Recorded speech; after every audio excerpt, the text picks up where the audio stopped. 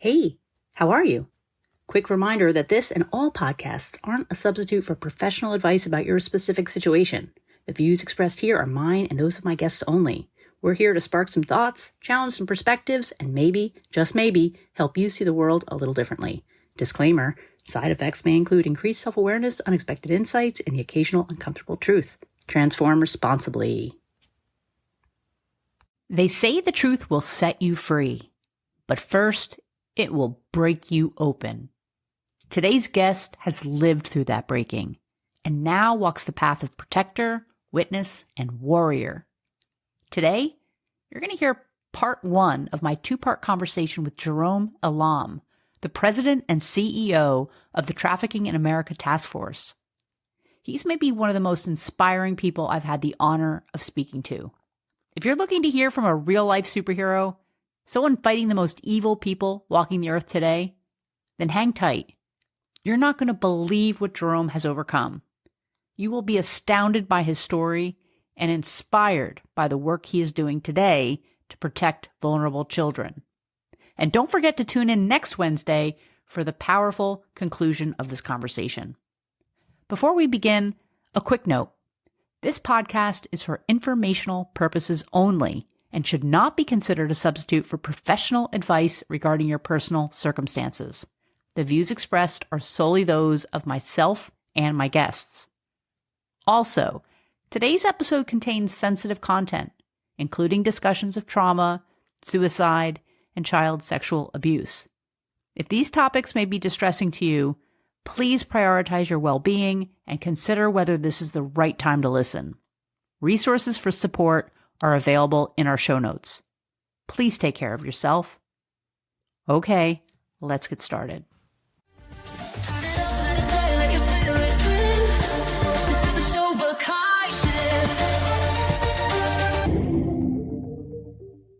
Good morning and welcome, Jerome. Thank you. I want to jump right in by reading some of your many credentials. You are the president and CEO of the Trafficking in America Task Force, a nonprofit organization dedicated to combating human trafficking through education, advocacy, and survivor support. The task force works with state, local, and congressional lawmakers and trains law enforcement, medical, and mental health professionals to bring an end to human trafficking. You're the recipient of the Award for Courage, presented by the National Council of Jewish Women, and received the U.S. Attorney General's Alliance Lifetime Achievement Award. You are a staff writer and columnist for the community's digital news and a special advisor to the Utah Attorney General. You have also been chosen as one of New York's new abolitionists. You are a U.S. Marine Corps veteran. Thank you for your service. But before all of that, between the ages of 5 and 12, you were a remarkably resilient and courageous young boy, a boy who survived a childhood that can only be described as horrific. Your personal journey from victim to survivor to warrior advocate has been featured in numerous platforms, including the Discovery Channel's documentary series, The Clown and the Candyman, which explores the stories of serial killers and pedophile rings in the 1970s. You are a regular speaker around the world. Your influence extends not just to the general public, but legislators, political organizations, and the media. You have been instrumental in raising awareness on human trafficking and helping to get legislation passed in the U.S. and internationally. Jerome, you have been immensely generous in sharing your story on numerous outlets, including podcasts such as this one. Thank you for being here with me today. Well, thank you for having me. I'm truly honored to be here today. I want to quote something you said to explain the horror you survived. You wrote, quote, "I was born into a world of dysfunction. My mother, Marie, was an alcoholic, pregnant at 17, and her life was held firmly in the grip of chaos. When you were only 5, your mother brought home a man.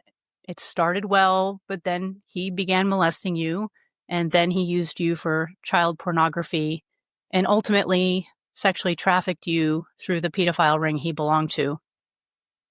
You have written, and again I quote, "The first time I was given drugs and alcohol, handcuffed and raped for hours by doctors, lawyers, accountants, and anyone who would pay to ravage my innocence. Even though you were so little at the time, you were still trying to get out of the situation, And you go on to say, I had tried to tell at least 10 people that I was being trafficked, and my reward for this was having 3 of my ribs broken. Jerome, I know you share unflinchingly about your history, but as I was preparing for this show, I felt conflicted about how much detail I wanted to go into. And on the one hand, I wanted to be above all else respectful and thoughtful about what we discussed, but I was also aware of wanting to avoid any kind of sensationalism. But while I was poring over your many interviews and your writing, it occurred to me that telling your story honestly has not just been a pivotal part of your healing, but also in the advocacy work that you do. And I was just wondering if you could share your thoughts on this. I think you're exactly right. I think that, you know, I've really turned my trauma into something beautiful. And I've been really struck by how impactful I've been able to be in advocating, speaking. Did a week of training in Ukraine in 2020. I trained judges, prosecutors, and law enforcement in Ukraine for a week. And during that time period, there was legislation that was being proposed to protect children online. And it had been stalled, in getting approval. I came in for a week and educated them about, online safety and about how kids are at risk. And, I was able, through putting my heart on my sleeve, to get them to understand just how at risk kids were and to be able to get that legislation passed through.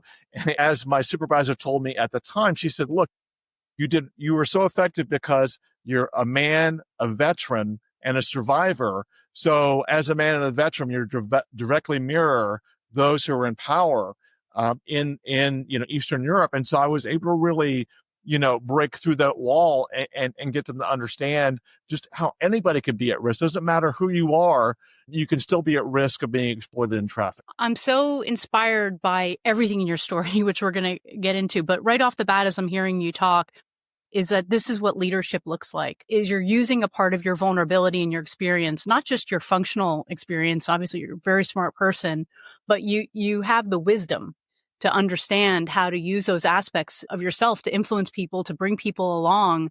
And that's true leadership. And I think what makes you so effective in your role.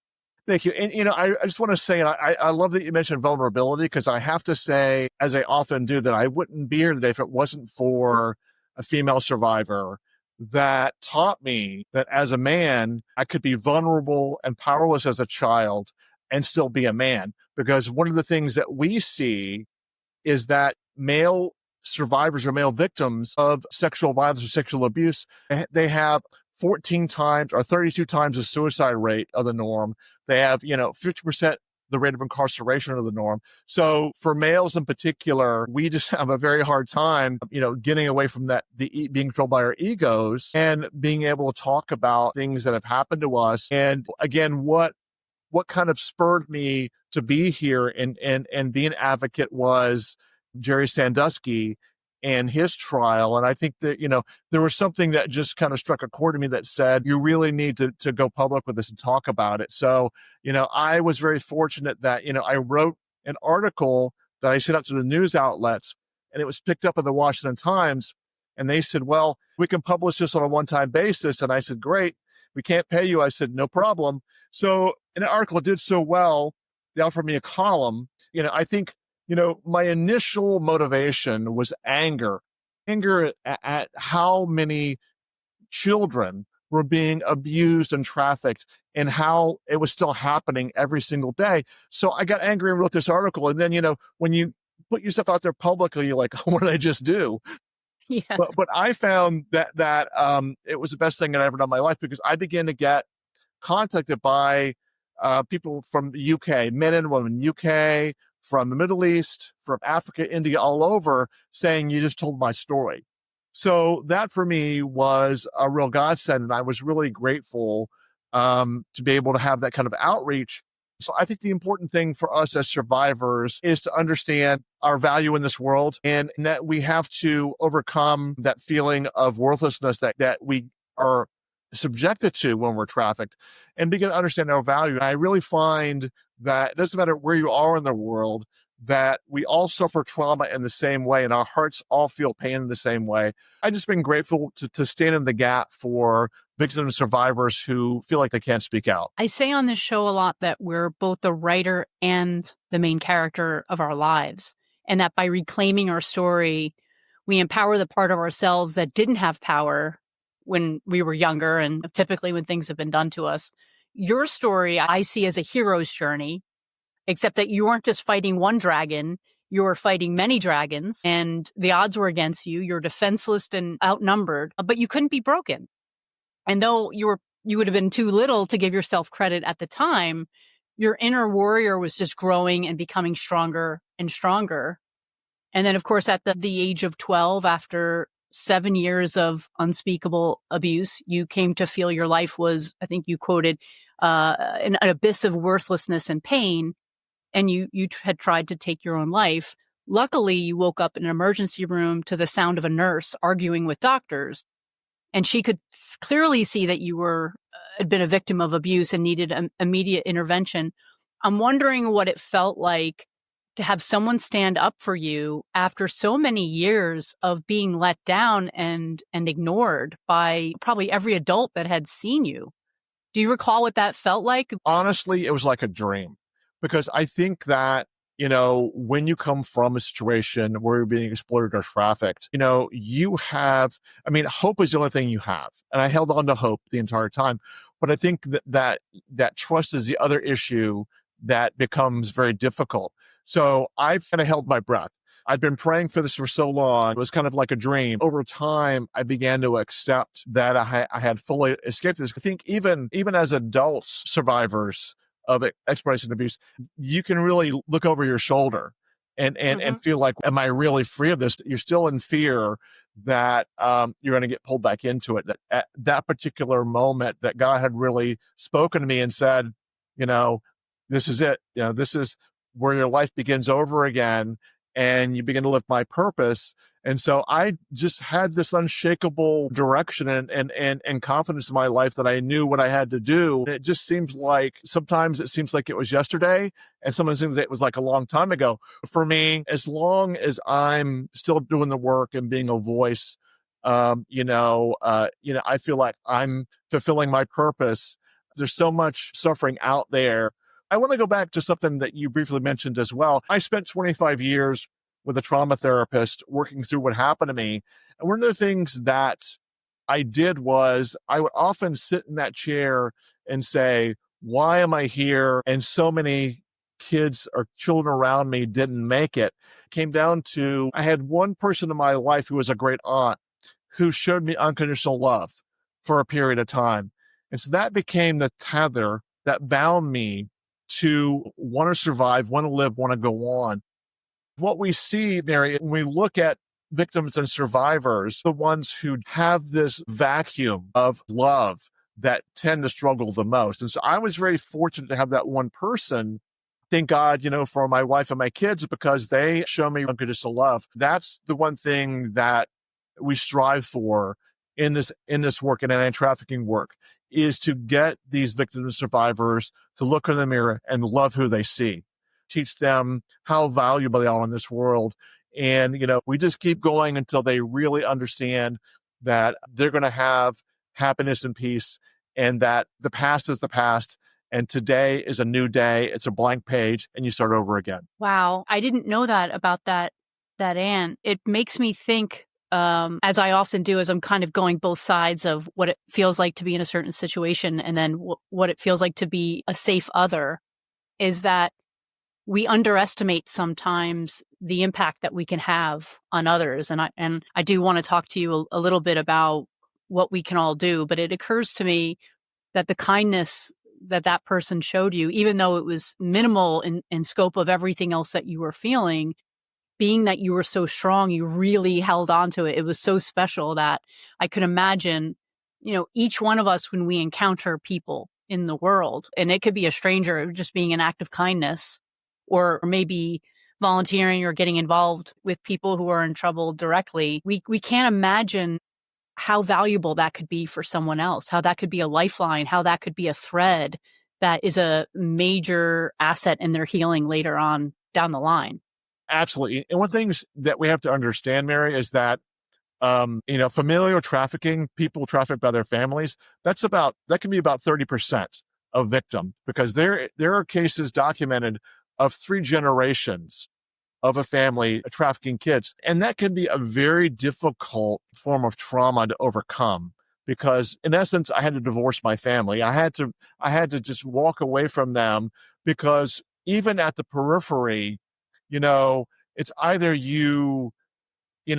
ascribe to this kind of narrative they were giving that everything was normal, or you were persona non grata, yet they didn't want anything to do with you. So I really had to walk away. So in that case, I really like to emphasize with victims and survivors that family doesn't have to be biological, it can be operational.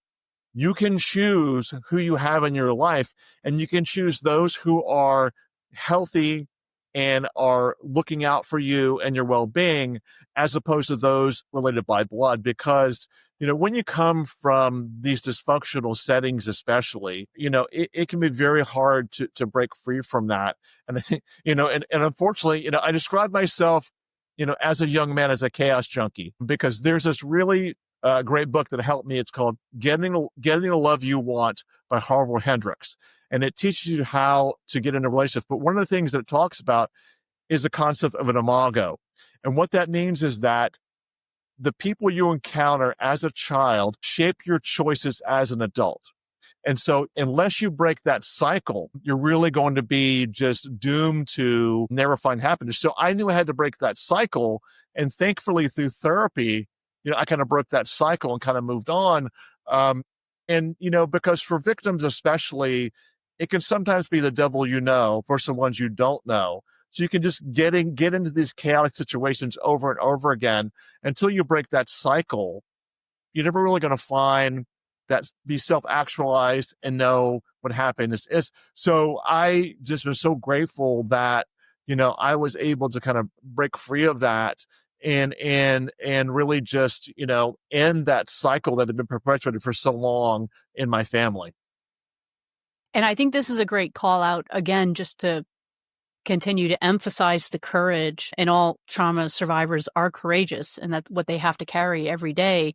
But to step forward and break the intergenerational trauma, as you're describing, and just saying it stops with me and I'm going to do the work.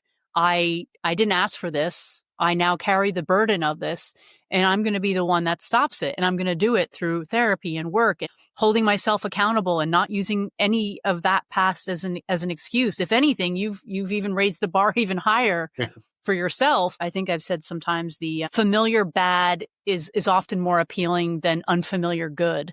And just because it just seems like this is normal, we gravitate to certain people or situations that feel like home.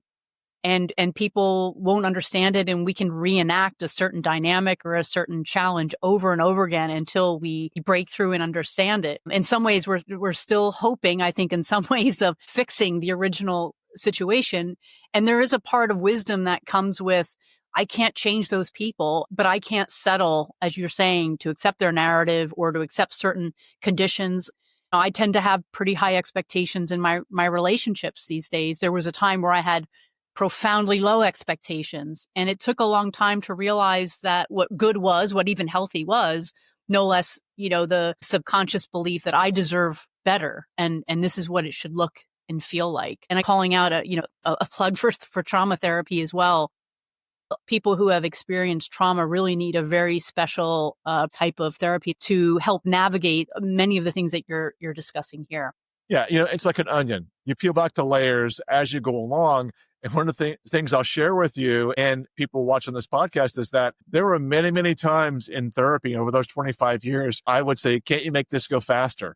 Because yes. I think that, you really want to overcome this, but, I think your mind, especially when you're victimized, as a child, it just takes your mind a long time to process. I will share that one of the biggest healing experiences in my life was when my kids reached the age I was when I was exploited and trafficked, because traffickers are very good and predators are very good at making you feel like it's your fault. They always say, why did you make me do this to you? Which is just sickening. But yeah, But you begin to realize at that point when your kids get to that age that as a child, you were not physically able to do anything to stop what was happening to you.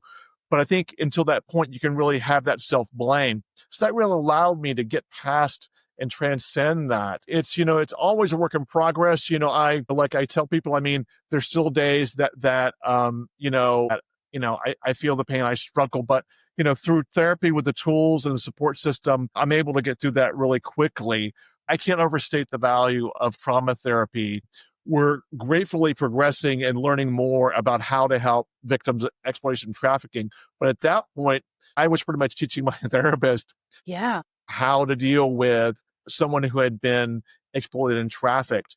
And so 25 years were a lot of hard work, but I was very grateful to be able to, get past all this. And I think, those triggers can be pretty unforgiving. I always advocate for mental health and mental health professionals because we don't pay them enough. We don't give enough, support for people who need to get that therapy. You can't medicate a lot of this stuff away. You've got to work through it, in a chair talking about it.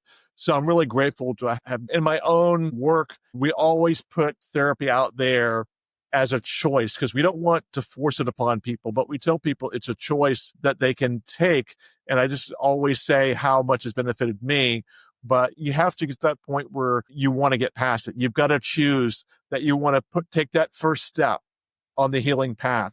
And I will say unequivocally that first step is the hardest. The rest are so much easier. I'm shaking my head. Everything you said, yes, 1,000%. And I'm the same way, having always wanted things to go faster. And of course, my coping mechanism, I love to intellectualize. I use my brain because I don't want to feel things. I try to think my way. I have, all these books. I'll read my way through it. And that's not the way through it. And I've been very, very lucky to have a brilliant trauma therapist. And he would often say, the slower you go, the faster you get there.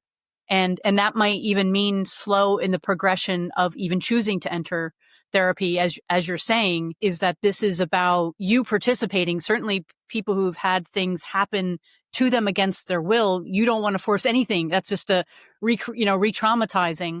I want to shift gears and talk about trafficking a little bit. And you know so much about this. I learned a lot preparing for this episode.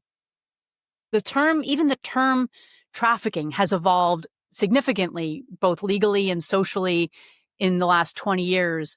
It's used more precisely, but also more publicly, which might lead to some confusion or even dilution of its meaning in the media. So the official definition of trafficking is the recruitment, harboring, transportation, provision, or obtaining of a person for the purpose of a commercial sex act, in which the commercial sex act is induced by force, fraud, or coercion, or in which the person is under the age of 18. And so just very simply, you're an adult, you've been forced, coerced, defrauded, or you're a minor, in which case you don't need to prove force or coercion. And you kind of hinted to this earlier. And I think it's a really important part of the story is that minors cannot make informed decisions about some of these things. I was riveted, Jerome. I watched the documentary you were involved in, the Clown and the Candyman, and I think we could just spend the next 2 hours discussing it. But certainly one of the things that really stood out to me, and I think it speaks to how far we've come since the 70s, we were both young children, is I think the first is just, wow, the lack of infrastructure and systemic protections for children. Back then, there's no registry for sex offenders. There's really not an organized training of teachers and medical personnel. But the other thing that really struck me is that even when predators were caught, they received shockingly low convictions, or it was like a slap and back into the world. And then there was this very disturbing subtext, which was, it was they were 15. It was consensual. I think even the monster John Gacy had spoken that his experiences were consensual, and whether that means you were 15 and not 5, or a boy and not a girl, all of those things are really just excuses and ways of grifting victims and trying to almost make people feel more comfortable that this isn't as horrible as it actually is. Exactly right. I mean, it doesn't matter. if you're a day from 18, you're still a minor. And so you can still be exploited. You don't have the experience, the knowledge, the confidence to understand what's happening to you. So irregardless, as long as you're a minor, you're still considered to be vulnerable in that way. I'm an expert witness in the state of Florida in trafficking and grooming, and I testified in a murder trial in South Florida for a young man who was, in the process of being raped and sexually assaulted. And just, the guy was twice his size, couldn't get him off of him, and defended himself, and it ended up actually killing the guy. But then he unfortunately ran and was in jail for 3 years before he came to trial. I was called in to testify, and he was set free. So I was grateful to be able to come in and share that perspective, because we know that anyone can be groomed. We talk about adults being catfished, which is something that happens quite a bit. Adults are ashamed of talking about it. But if you're a minor, you're still vulnerable. You're still by law able to exert your rights and not be exploited. We have to really make sure that those narratives don't persist, because we also see a lot of predators saying, well, I thought they were 18, which is just ridiculous. But we've been able to, over time, improve the law. It used to be that, there had to be forced fraud and coercion for children. We got that, taken out. And so we're just continuing to work. But when you talk about the low conviction rates, unfortunately, we look at the numbers that exist today. We see a lot of cases of exploitation trafficking where they plead out to a lesser crime because in the majority of human trafficking cases, the one element that stops them from being prosecuted is victim testimony. And the victim is usually terrified for their lives, their families' lives. And so there's a difficult, task for them. So we advocate strongly on a global scale for an advocate to be with that particular victim throughout that process, provide mental health services, provide support for their families, make sure it's longitudinal. It doesn't just happen during the trial. It's there, for long-term, job training. So we're getting better, rates of victims testifying. The work you're doing, and I think watching that documentary maybe highlighted just how far we've come. And I think we need to keep celebrating some successes, right? Because this is difficult long-term work, and it can be overwhelmingly difficult to stay hopeful. And so I think what you're shining a light on is through great work like yours, you are actually moving the needle. And that documentary certainly showed me just where we've been coming from. I think when I was growing up, exploitation or some of the old terms which used to be used before trafficking. And by the way, I don't know when it happened, but over the last couple of years, I started to notice in the news the term trafficking being used more frequently. I think I had once imagined that meant people being shipped in a container overseas. Like I had the term, I wasn't even familiar with that shift, but my understanding is that through some of this work and the evolution of the advocacy is shifting from blaming victims and using terms that might make this seem maybe not what it is, which is systemic exploitation. And this is really important because of the work you're talking about, you're doing, the victims' rights that you're advocating for and you're getting passed. But also now that we're seeing more high profile cases than maybe we did in the past, even stuff that we're hearing about in modern times, the Epsteins and the Diddies, is that this stuff doesn't happen in a vacuum. There are other people involved. And in the case of, elite networks, maybe it's the guise of parties or modeling or business deals. But even I'm thinking way back in the 70s and 80s, someone's going to that gas station bathroom. That door's been locked for an hour, or someone's going to a motel. Someone handed someone the keys. So this is not what I grew up, which was, the proverbial, there's a white van going around playgrounds and stuff. Now it's actually happening in plain sight. And I want to talk about the social media and the internet in a second, but I'm just curious in terms of these more high profile cases that we've been hearing about. What is your sense of how this is shaping or distorting the public's grasp of this issue?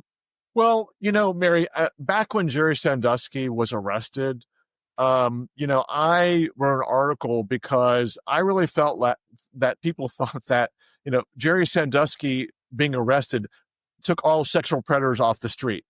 And I really wanted to make sure the public understood. So in an article, I said, well, what if this one victim of Jerry Sandusky's never came forward and Jerry Sandusky moved next door to you and started hanging around your kids? How would you know this guy? I mean, is he assistant coach? Penn State, good reputation. How would you know this guy was a predator? So I really wanted to let people know that this was something that was not isolated. This is very prolific. And I always say that, Epstein and Sandusky are garden variety sexual predators. And there are people out there who are much, much worse, especially when you talk about the dark web. On the dark web, there are pedophile shopping sites where the price of admission is a video of yourself molesting a child. And then once you get into that website, it's like a Walmart of depravity, and they self-publish manuals on how to molest kids. I mean, we've had to go after Amazon and others because let people self-publish these pedophile manuals. We go after, Amazon, Barnes and Noble, because they're traffickers who have books on those sites. So this is very widely practiced. A year or two ago, took down a website that had 90,000 subscribers. And this was a pedophile website. So this is real prolific. Going back to that pedophile shopping site, the youngest age requested for boys was 1. The youngest age requested for girls was 0. So there are people out there who are molesting, infants. And, the FBI and others are playing whack-a-mole when it comes to the dark web, because as soon as one site goes down, another one pops up. So we have to give law enforcement credit and support for going after these people. But this is something that is very prolific, on a global scale. And our best protection is education and understanding, how to protect your kids, because unfortunately with the internet, that really gave these predators, and traffickers direct access to kids. And this is difficult. This is difficult content. And we're living in a world where we're overwhelmed by information, and we're overwhelmed by distressing information. And so the advocacy and the education that you're doing is so important, because sometimes we just feel like I can't hear something this upsetting. It's just too much. And just for some context and to grasp the criticality and the enormity of what you're talking about, Jerome, is I think it's estimated 4.8 million people, that's all people, adults, are trafficked globally. And about 1 to 2 million of these are children. And it's very hard to even get more precise numbers on that.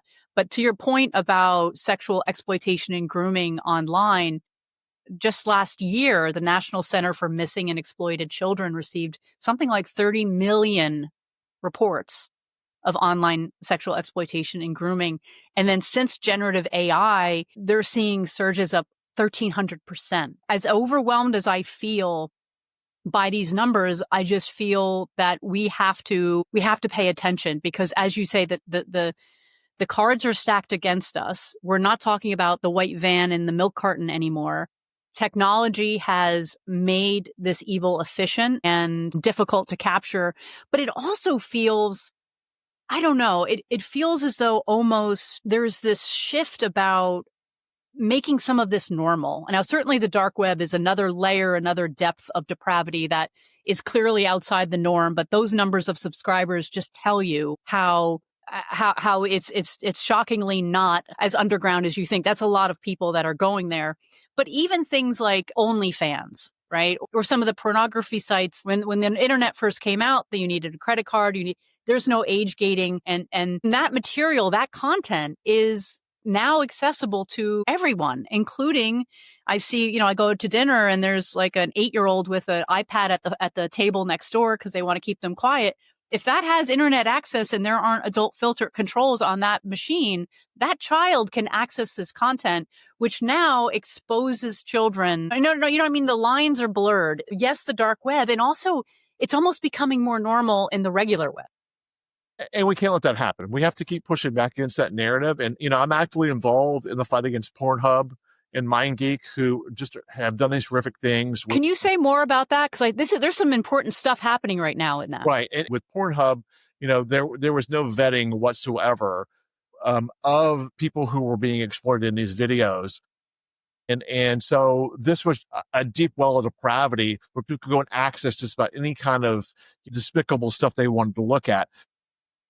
My colleagues and I began to push back against this and began to hold them accountable. And they've reduced some of the content on their stream, but we're still working on getting age verification enforced on these websites. I'm also part of a coalition that is working on making sure that these app stores are accountable for the apps that are put on their sites. It's called the App Store Accountability Act. We're working on getting that passed nationally, making sure that these apps don't put kids at risk. So it's all about holding them accountable. And I had the advantage of, working with a coalition many years ago to shut down Backpage.com, which was the world's biggest online brothel. I think they were making $172 million a year, allowing traffickers to sell adults and kids on their website. And we found that they were complicit in helping these traffickers craft language to circumvent law enforcement. We spent a couple of years because the reason they were getting away with it was there is something called the Communications Decency Act, Section 230, which said that, providers weren't liable for third-party content. So we went to Congress. It was a coalition of survivors, NGOs, congressmen and women, Oracle and other companies. And we finally got this amendment through that allowed Backpage to be shut down. These companies think they can get away with exploiting adults and kids. So Pornhub, we've got their number. This isn't our first rodeo, so we know exactly what to do. So I had an article I can send you where they actually had this video of a woman that works at Pornhub talking about how a 13-year-old boy being molested on camera was okay. And so I had to speak out. We just have to make sure we push back and say, we're not going to accept this as a standard. This is something that we're not going to let happen, and be vocal, with our congressmen and women in our communities and our churches and synagogues, and make sure that we don't allow this to keep going forward. The line is definitely moving. I mean, in all type of content, right? I went to see, this is going to show what a geek I am, but Empire Strikes Back. Yeah. There was a show of Empire Strikes Back at the New York Philharmonic I went to this week. And I think it was 1980. It was put out. And all you have to do is go back to watch an old film in the 80s or even 90s just to see how, like, to your point, the line has changed. What we've become desensitized to, sex, violence, all sorts of extreme behavior. We're really, because that desensitization is allowing this shift in norms, I think, that you're describing.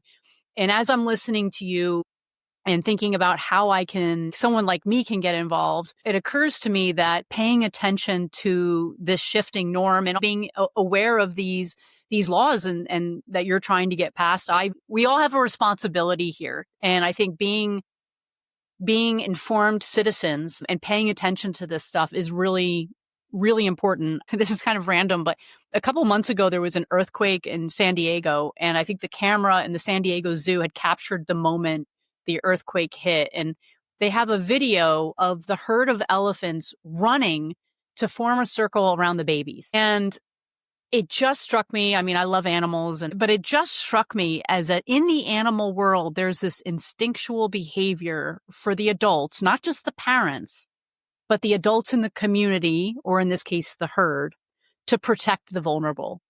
And what can we learn from this? And what can we reflect on whether we're doing a good enough job for that? And so I'm not a parent, so I'm not going to be at children's parties. I'm not a teacher or anything like that. And so I think, one of the questions I was going to ask you, and I'm sort of answering part of it, is like the role someone like me or any other person can play in just being an informed, supportive citizen. Do you have any thoughts? I do. I mean, we always say that as a baseline, if you can go and learn the signs of human trafficking, National Human Trafficking Hotline, if you go to their website, or our Trafficking America Task Force website, learn the signs someone's being trafficked and make that call to the National Human Trafficking Hotline, because they're 24/7, multiple languages, and there's no wrong call. You can also call, or actually you can text or email the National Center for Missing and Exploited Children, and let them know when you find content that's questionable or when you have concerns about a child's safety.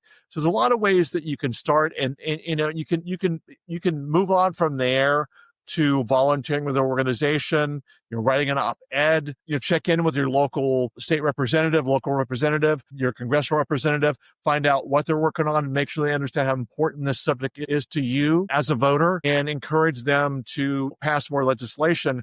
And I'll go back real quickly.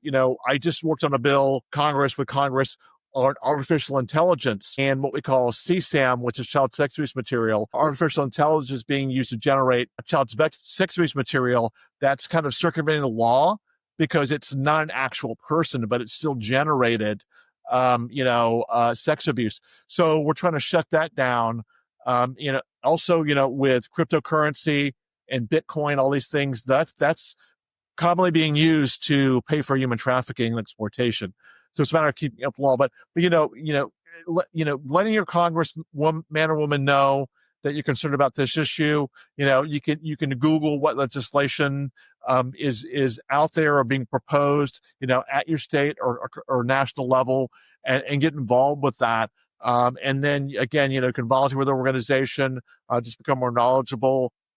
And that one call can make a huge difference, because what you have to understand is that it may not be one person that's being trafficked, it may be 10 or 20. So if you call in a tip for a person you suspect is being trafficked, then you can bring down, bring down a ring that's trafficking 10 or 20 people. Now, I just did training in Kazakhstan for the 4 largest airports for personnel there on human trafficking, and I've trained the TSA and others. So it's unfortunate that, airports are one of the biggest hubs. Atlanta Hartsfield is one of the biggest hubs in the country, and Delta's done a really good job of promoting education and awareness. They have, signs in all the restrooms around the airport. So it's just a matter of learning what it looks like to have someone be trafficked, especially children, because so many, including myself, were taken through airports while they're being trafficked. So again, there's no wrong call, and it's good to get it checked out. And I really give the example of how that one call can make a difference. The largest sex trafficking ring in the U.S. was run out of Minneapolis, Minnesota, 24 states, including Canada. There was one routine traffic stop where an officer pulled over 2 young girls in a car, realized they had fake IDs, which is part of the stock and trade in human trafficking. And from that one traffic stop, these 3 generations that had trafficked, young girls was taken down, multi-million dollars. And so just that one call can really begin to unravel these organizations because a lot of them are just hiding in plain sight. And it's a matter of us, recognizing what's going on and just, letting someone know who can look into this and stop it from going forwards. It's such an important point. And maybe can we use technology? We've just talked about all the ways technology can enable some of this bad behavior. I'm also hearing hey, there's some opportunities for us to use our general connected awareness and technology in a positive way to combat this. Isn't it fair, Jerome, that it used to be you guys would train, obviously, law enforcement, medical personnel, but now, as you're saying, Delta and airports, it's expanded quite a bit into hospitality, which is great. More eyes and ears on the ground looking out for this stuff. Cable workers, people that work for the cable company, UPS, FedEx, your local mail person, bus drivers, anybody that comes in contact with a child or is out in public and has the ability to look and see, when I train anybody and everybody who is a potential spotter for human trafficking, I have that special place in my heart for nurses because a nurse saved me. So I was honored to be the keynote speaker for the International Association of Forensic Nurses, one of the best conferences I've ever spoken at. And they all just totally got what I was saying. But anybody and everybody has the ability to make a difference. Well, let's trust your gut.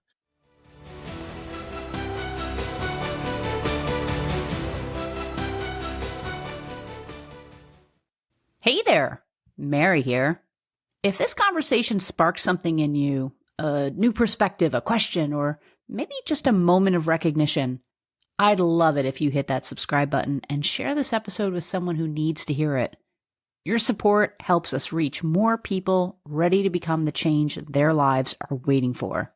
Until next time, keep shifting.